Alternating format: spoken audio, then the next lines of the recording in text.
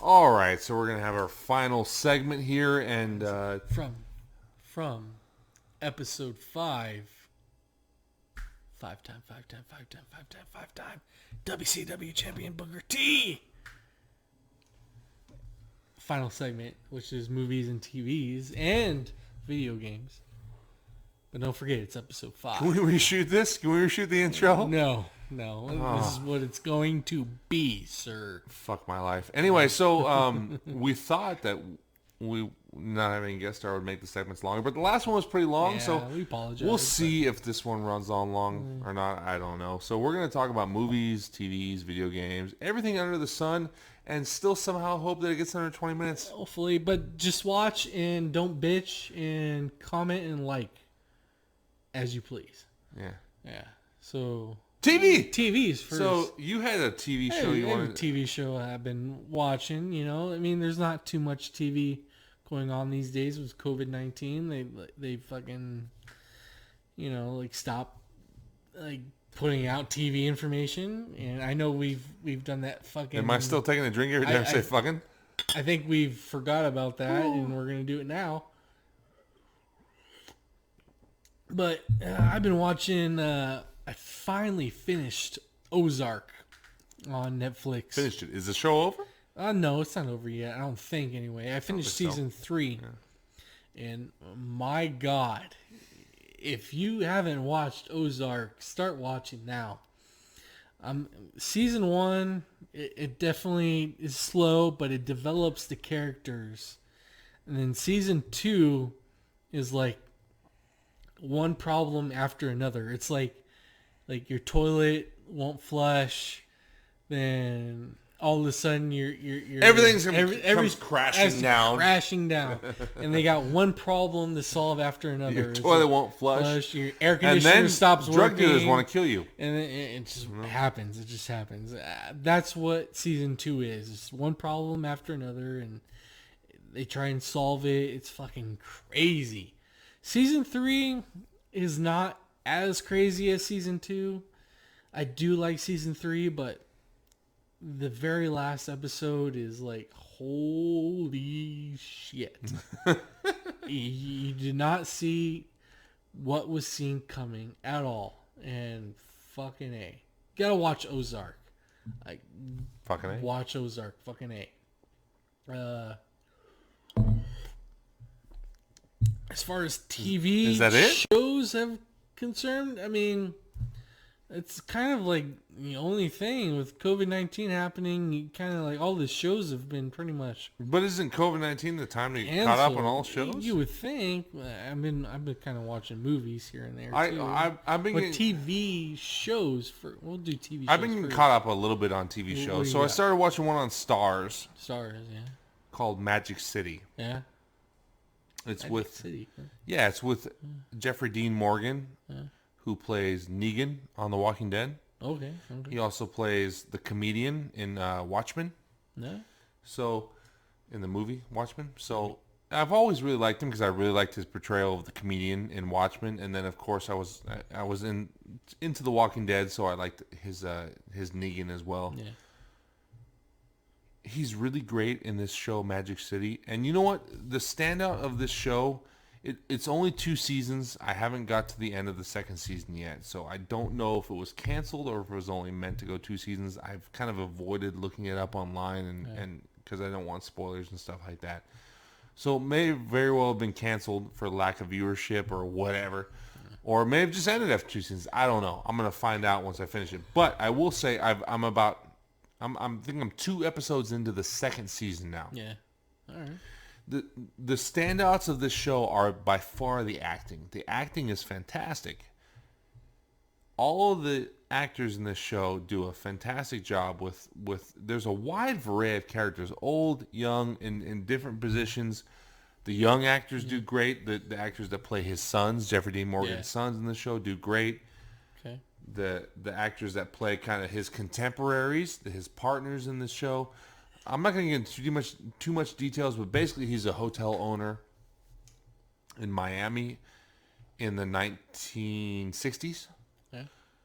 So it has to do with him kind of getting involved with, some shady characters to finance his hotel. There's other stuff going on, yada yada yada. It's kind of, I feel like it's kind of a jumping on. It was kind of jumping on the Mad Men bandwagon. Oh yeah, okay.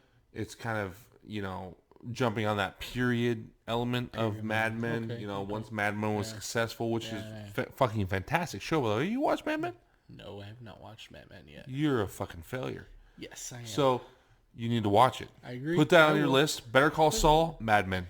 Done. Better Call Saul is Owned. my next TV show to watch. And then Mad Men. Okay, Mad Men. Done. Done. You got plenty of content for you. Yeah, there you Mad go. Men is a fantastic show. Anyway, it spawned a lot of knockoffs. I believe Magic City is probably one of them. Knockoff, huh? Okay. But Magic City in its own right is very entertaining, very good show. The acting is by far the standout. Watch it just for the acting alone. Okay. The other thing I've been watching, I finally got to Hunters, Okay.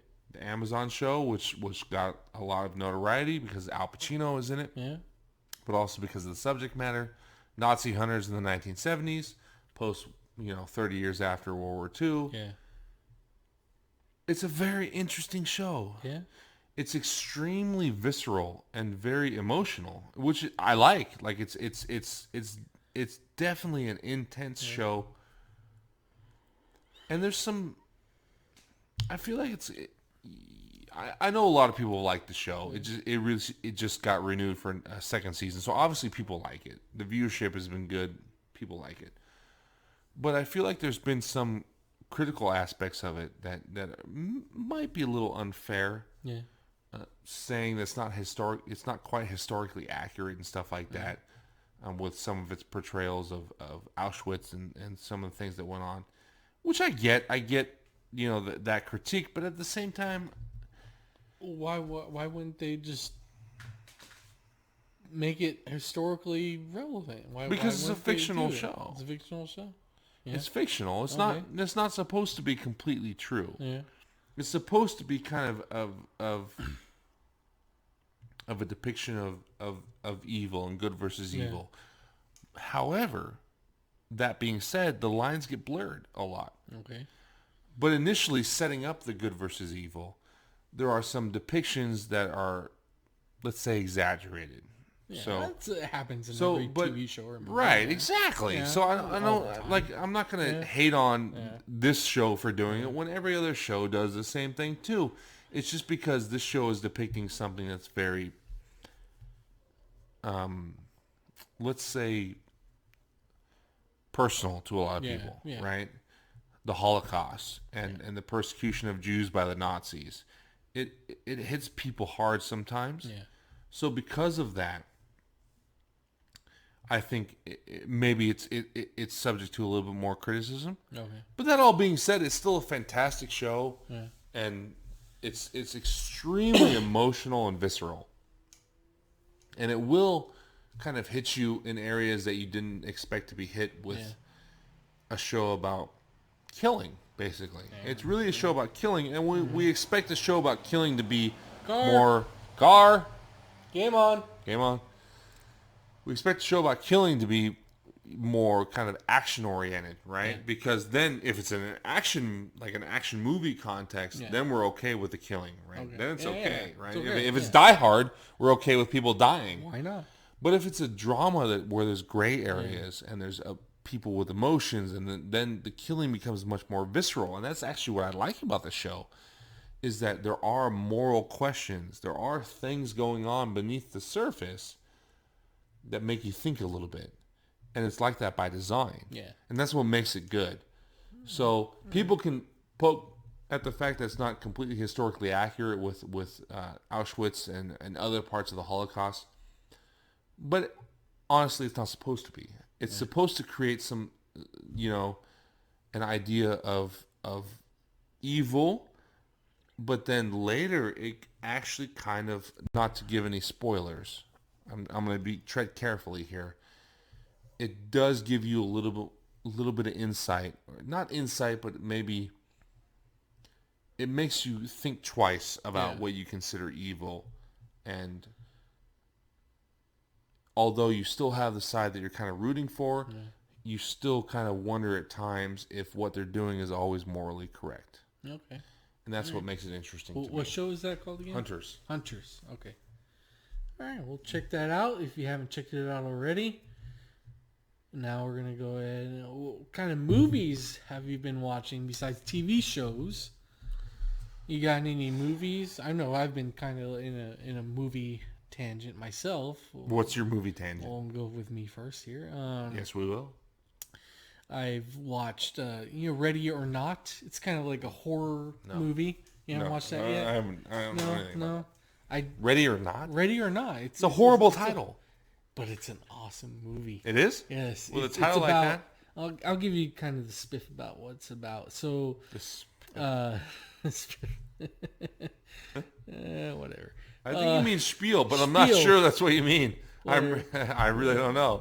I'm just guessing here. I don't know. So, you got a family and a wife marries into the family, and their tradition is to play a game at midnight, and this card comes out and it's hide and seek, and the wife doesn't know what this means, and the family has to kill her before dawn in order to live. And it's kind of an intense hide and seek. You kind of lost me. Thriller. It's pretty cool. The reason why I lost you because I don't want to give spoilers away. Okay. So it's actually. It may sound stupid, but it's an actually really interesting movie. Very good horror thriller movie. I enjoyed it very much. I like that movie. I like a good horror thriller. Yeah. And then another movie I've watched is, I wanted to watch Dr. Sleep. Right? Is that what it's called? Dr. Sleep. Dr. Sleep. I haven't watched it yet, so I decided to catch up on. I needed to watch The Shining again. I really needed to, and I watched it about a week or two ago. Is that the first time you watched The Shining? No, I've watched it before, but it's been several years since I watched it again. Okay, and I very enjoyed that movie. Okay, It's a very good movie. The Shining is quite possibly in my top 5 movies of all time. Yeah. I'm a big Stanley Kubrick fan, so that helps a lot. And I like artsy films. Yeah. So if it's not in my top 5, it's close to my top 5. So, but I'm always skeptical because I feel like people don't always get that movie. Yeah, it's about 2.5 hours, I think. 2 hours 20 minutes, somewhere in there. Yeah. But it's a slow burn. It's very slow. It's a very slow burn. You have to be very interested in the movie to understand what's going on in the movie. But even then, it's very abstract. You don't understand what's going on in the movie. You don't. A lot of times. No, at least by the end, you don't. Yeah. I don't know. I very enjoyed the movie. It's a great movie. It's a great movie. If you haven't seen The Shining, what year was that? What rock you been living under? 75? I was going to say 77. 77? I don't know. I'm not for sure on that. It could be wrong. But so, one of the things that's always fascinated me about that movie, since I was a youngling, is the abstractness, you know. And then after that, getting into Stanley Kubrick movies, I kind of understood the abstractness of his style. You know, it's all about visual narrative, and the audience kind of has to figure shit out for themselves. He ain't gonna hold your hand, yada yada yada. And that segues into other art films that do the same thing. But for The Shining in particular, it does give you little tidbits here. Yeah. Here and there. So it shows you kind of what's happening. The problem is we just don't know if it's happening in Jack's head or if it's actually happening in real life. Real life, yeah. And so as the audience, you kind of have to make your own decision. Make your own judgments.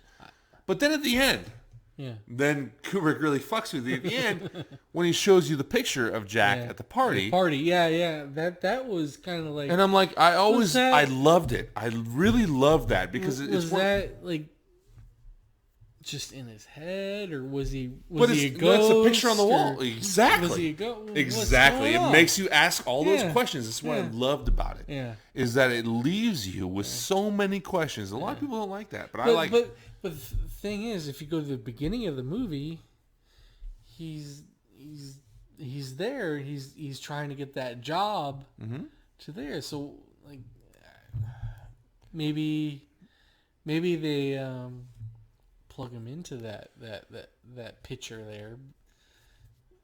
He's lost in that. Or maybe he's destined to be there because he's always been the caretaker. I don't know. I haven't seen Dr. As the guy as in his, but again, as the guy tells him, I forget his name, but the waiter tells him, "You've always been the caretaker, Mr. Torrance. There you go. You've always been the caretaker." But there you go. Is that just in his head? Like, again, we don't know. There's so many questions there. But that's what I love about it is that he throws that. The director, Kubrick, throws that at you at the end. He throws it at the audience and says, sit with this. Yeah. Another movie that I've watched is, I know we've talked about this last episode, is the DC animated movie Apocalypse War. Right? Justice League Dark Apocalypse War. Justice League Dark Apocalypse War. And I finally watched that, and fucking holy shit, that has got to be the best animated DC movie besides I'm gonna Batman Red Hood, because Batman Red Hood is fucking amazing. It's good. It's good. It's not. I don't know. I gotta watch Batman Red Hood again to compare it. It's not the best. But Apocalypse War, if you haven't watched any DC animated movies, previous episodes we've talked about this. You need to watch DC animated movies. We might maybe next episode do a chronological. That'll be a long ass segment. Maybe a long ass segment on DC animated movies, because they've done it right 100% of the time, pretty much. So, a couple Apocalypse War is great. It's great. It's great. great. It's a great story. It's great. Love Don't get me wrong, but let's back up a second. Back up a second. Under the Red Hood is Under the Red Hood. Well, it's a Batman movie. It's not a Justice League movie. It's a Batman movie. Yeah, okay, but that still, movie. I know, but you're the one that said it, not me. I did. It's an amazing movie. It's good. It's good. It's good, but it's better than Flashpoint Paradox. Really? I mean, I'll take the Batman, Superman, Public Enemies, and Apocalypse over Under the Red Hood. Batman, Superman, Apocalypse, right? Awesome. That's what it's called. Awesome. And Public Enemies. Public Enemies is good too. I agree with that. I'll take those both over Under Red Hood. Over Red Hood, yeah. Under Red Hood's good. Don't get me wrong, but I mean, but you like can't go. You can't go wrong with any of those movies. Honestly, you're right. You can't go wrong with any of those movies. Sure. There's a lot of great ones. But if you haven't watched any of the DC animated movies, get to it. Get the app or whatever, right? DC Universe app, right? Watch those movies. Amazing movies. They're so much better than the live action movies. And speaking of, it's pretty sad because they really are true. And you know, I'm not a hater of the DC live action movies. I like them. I like them. I do enjoy them. Yeah. But the animated ones, partially it's because there's been so many of them, so they've been able to tell a more in-depth story, I guess. Even though they don't all tie together, a lot of them do. The live action movies have just been very rushed because Warner Brothers has been trying to jump on the Marvel Universe bandwagon.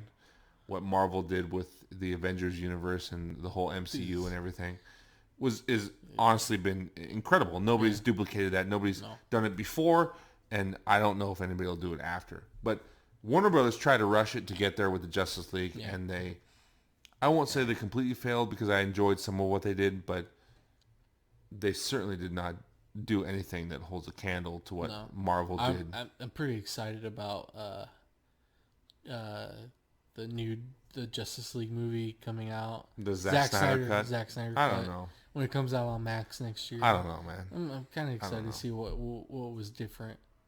You know, It wasn't completed. That's the problem. I don't know. If it was completed, maybe, but maybe it wasn't. Yeah. So it's we'll see what the difference was. Has Zack Snyder really been like that great? I mean, I like Man of Steel. Yeah, I like Man of Steel. Man of Steel was good. I enjoyed it. I have some issues with it, but overall, I liked it. Yeah. As a Superman fan, I liked it. Yeah. Batman vs Superman? No. Now, I will. I did like the extended edition, which is basically the Zack Snyder cut, right? Yeah. So yes, that was much better. You know, it was much better. It made some parts of the movie make sense. Yeah. Clark Kent's motivation and Superman's motivation made a lot more sense after watching that, and that was one of the big things because, you know, otherwise Batman vs Superman pretty much kind of destroys Superman and everything's worth because it turns him into an idiot. But so at least the extended version kind of adds motivation to him and does a little bit of justice to the character, which he deserves. But it still makes Batman look like an asshole, which, you know, honestly, sometimes Batman is an asshole. So not the end of the world, but it happens. It just could have been better. That's all. Better, It's still even though it's better than the theatrical version, it still could have been better overall. So I'm not like super like, oh, the Zack Snyder cut of Justice League is going to be amazing. I don't know. I'll wait till see. We'll see what we see. Wait to see. But I think we can all agree that it won't be better than the Marvel Cinematic Universe, which I just recently ran through. You watched the whole thing? Whole thing. So I just started watching. I'm only 2 movies in though. I watched Iron Man and Incredible Hulk. Okay. So you're doing the. Sorry, excuse me. Beer burps, hiccups. I'm there. So you're starting with the release date version of Marvel Universe. Yes. That's what I did too. Yes. I just finished Endgame. Far From Home was the last one. Far From Home. I've seen it already like 3 times, 4 times. Like I don't need to see it again. It's all right. Yeah, you do. Maybe I'll watch it again in the future, but Endgame is where it ends. And no, Far From Home is where it ends. Far From Home is the next. No, it's not. Next. It's not. Black Widow. Phase, Black Widow is supposed to be the which next. is fucking stupid. Which Black Widow's already dead. So why the fuck do we need a Black Widow? Well, you have to watch the movie to find out. It's ridiculous or whatever. What do you mean ridiculous? You just gave your endorsement of the MCU, and now you're like, oh, now it's ridiculous. Doesn't make sense. Well, because Black Widow. Okay, I have my gripes about Black Widow coming out now, when she's already fucking dead. Because it's a prequel, you dummy. It takes place in the past. Just like Captain Marvel and the first Avenger. Black Widow should have already done. Should have been like part like where Black Panther was, or before Avengers: Age of Ultron. So times of. So you've got the answers now. Yeah, like, you're going to be in charge of the MCU. I'm in charge. You got the answers. Yes. Master filmmaker here. Yes, but okay, stop there. Okay. Anyway, Far From Home is the end of Phase 3. Whatever. So you could watch that. I'll watch that again. Whatever. It's kind of like you know what it is. It's kind of like the epilogue. I agree. I agree with that one. But like you said earlier, the Avengers MCU universe will never be duplicated. No. Will never be repeated. It's a masterpiece. It's a masterpiece. With 22, 23, something like that. 23 films. In 10 years. In 10 years. Is unbelievable. I guess 11 years. 11 years, maybe. Yeah. 2008 to 2019. Yeah. It was so cool to go back after watching Endgame. I went back to watch everything back again. And it's cool to see, like, the innuendos in the movie, the Easter eggs in the movie, like the progression of it. I know a lot of people have done it in the past, where like a new movie like comes out, they'll watch it again. Like I've never did that. I wanted to wait until Endgame happened, and I'll go back again. It's such a masterpiece. Yeah. You can't deny those films, and it sucks that like the Oscars or what the Academy doesn't. That's the Oscars. Yeah, doesn't give them credit where credit is due. Well, it's because of the style of movie that they are. They're not dramas, right? But So they're that's the or thrillers. Thrillers get recognized too, but action movies and I know they don't really care for those no, as they much. don't. No, They don't. Action movies and comedies, Yeah, they don't care for. Yeah. And it should, because those 22, 23 films, it's just like it needs to be recognized as if you look cinematic. I think in the next 10, 15, maybe 30 years, look at it this way. It's going to be like cinematic. Think about they give awards, right? Yeah. They give awards to actors, right? For acting performances, right? So actors are given awards based on memorable performances, right? Mm-hmm. So if you were to look at it as a whole, I understand they give awards for performances on an annual basis for films in that year. But if you were to look at it as a whole, you can look at Robert Downey Jr. and say there hasn't been many more memorable portrayals than him as Tony Stark. Exactly. Right? Yeah. You could award him for that and be completely justified. Like a lifetime award. But the thing is that, again, they view it as an action movie. Yeah. It has a stigma as if it's not as difficult as a dramatic role, so therefore they don't view it as as stupid. It is. You're right. It's stupid but this has always been the thing with the Academy. They don't recognize action performances. They don't recognize comedic performances. Now, it's easy to sweep action performances under the rug because we're used to them being over the top and kind of cartoony at times.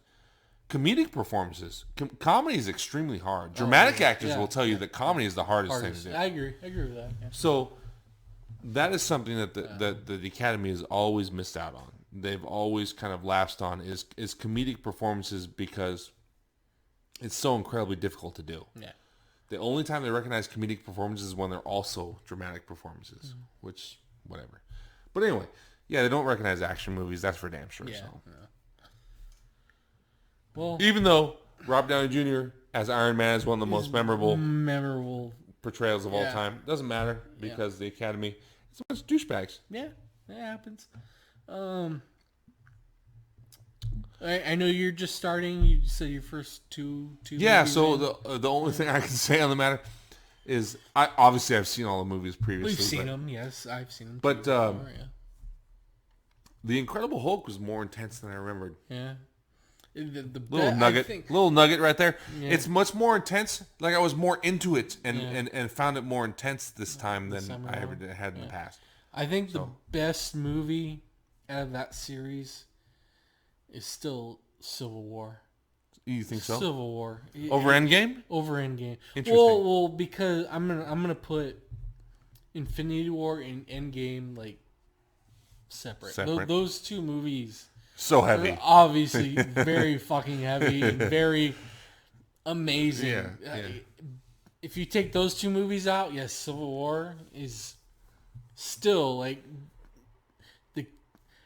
if you watched it all the way through and you get the Civil War, you get to that point, and you understand the weight, and the struggle, absolutely. And everything. Like holy shit. And you're behind the characters 100%. Exactly. And you're behind both of them. Both, yeah. And it's like you're there with every moment. That scene with Iron Man, Captain America, and Bucky. When Tony Stark sees that, like I know this footage. I know that road. You're like, he says, I know that road. Yeah. Goosebumps, dude. Like, oh shit. That's exactly. Oh shit. This is exactly what I said. I think I've told you this before. I don't talk in movie theaters ever. I'm like dialed in watching, and I'm silent. I never make a sound.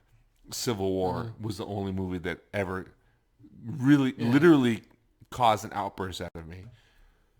In that moment when he says because they've showed you that video feed throughout the movie. They teased it throughout the movie. Like they keep showing it to you, and then Tony sees it, right? Because this is the first time he's seen it. You as the audience, you've seen it throughout the movie. Yeah. Then he sees it and he says, "What's this? What's this? What's this?" Yeah. And he says, "I know that road." And, like, oh, And then I literally out loud said exactly that. I said, "Oh shit!" out loud in the movie, in the middle of the movie. There's dead silence. I said, "Oh shit!" And I've never done anything like that in a movie before. So to your point, yes, it had that. Because I'd been there from the start. Been there from the seen start. Been a fan, seen every single movie, been there, invested from the start. But watch that movie, that universe again. We recommend it. Highly recommend doing that. And I think that's it for movies and TV segment. I know we're kind of going a little bit long. We'll do a little quick video game segment right now. We'll jump into it real quick. Jenna, aka Jesnar, has not provided us any video game segment for this. She's indisposed this time around. She's got some other stuff to take care of. But we're going to hold it up for her. So we're going to hold it out for her. We're going to kind of give you our video game segment real quick. And here's what we got. We got nothing. Nothing. But the only thing we got really is please play The Last of Us Part 2. Play that game. I've played it all the way through. Play part 1 first. Play part 1 first, and then play part 2 next. It makes sense, right? I remember downloading it and then looking through reviews and people saying how horrible it is, and like, no, don't listen to reviews. It's a really good game. Except for this review. Listen to this one. It's a very good game. You will love it. You'll be very intrigued. You do not want to stop playing this game. I struggled trying to constantly find time to play this game, constantly with work and family, trying to balance it out. And I think it took me about 75 hours to finish the game. Around there. It's a very long game. When you think it's going to end, it's still going. Is kind of what I'm going to get to. I'm not going to spoil anything. I love the game. Graphics are amazing. The story is actually really amazing. You will enjoy it. Please play The Last of Us Part 2. And if you've played the first one, it's really a no-brainer to play the second one, because the first one is one of those games that grabs you and kind of gets underneath your skin and never leaves. Yeah. Like to me, that's the first one is a game that you will remember forever. The ending, just everything that builds up to that, it's just, it sticks with you. It really is a work of art. It really is an absolute work of art because it sticks with you forever. And I haven't played the second one. I'm getting to it. I'm lagging. Gonna get to it. But I will say this, that no amount of bullshit review bombing, which is what people were doing, would stop me from playing the second one, because the first one was just that damn good. Even if the second one sucked absolute ass, I still owe it to myself to play the second one, because the first one was that much of an experience and deserves, Naughty Dog, the development company, deserves my attention for the second one. Love Naughty Dog. And if you play the first one and you remember the ending, it plays a huge part in part 2. Just plays a huge part in part 2.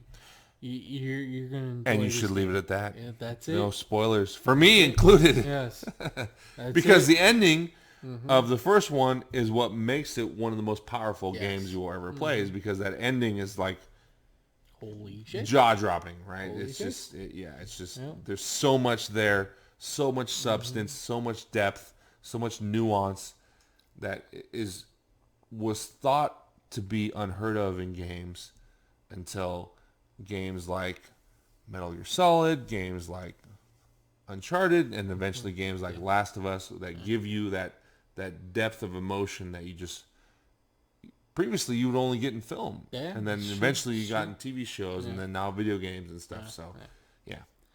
I think we'll leave it at that. Call it a night. Finally. God damn, you yammer on forever. Yammer on forever. Jesus Christ. We try to give you the best content that we can. Hopefully you enjoy episode 5, which is... We do it again? Enhance your calm. Yeah. 5-time WCW champion Booker T. 5, which means episode 5 of Beer Night. We'll string this along. We'll see what episode 6 entails. You got a pillow? Maybe. I don't know. But thank you for watching episode 5 of Beer Night. We'll continue to bring you lovely content and everything in the future. If you haven't noticed, he's drinking a Sam Adams Summer Ale. So I've been actually showing off to you. Showing off. Cheers to you, and we'll see you next episode 6, baby. Okay. Cheers me. Later.